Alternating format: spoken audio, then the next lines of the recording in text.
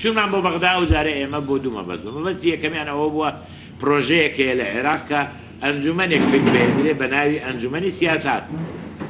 ئەنجومەنی سیاسات ئەو ئەنجومەنەیە لە ساڵی 2009 کە خلافە بوو لە بینی مالیکی و عەلاوی چێ حکومەت تەشکیلکە، ئەو کاتە عەلاویان قەناعەت کرد بەوەی کە ئەنجومەنێکی بۆ دروست دەکەن لێگەڕێ با مالیکی حکومەت تەشکیلکە.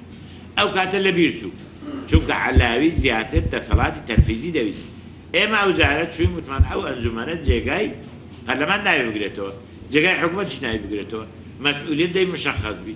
ئیشی ئەو ئەنجومەنە چییە؟ ئیشی ئەو ئەنجومەنە ئەوەیە ئێمە نظامێکمانەیە پێی دەڵێن تەوازن.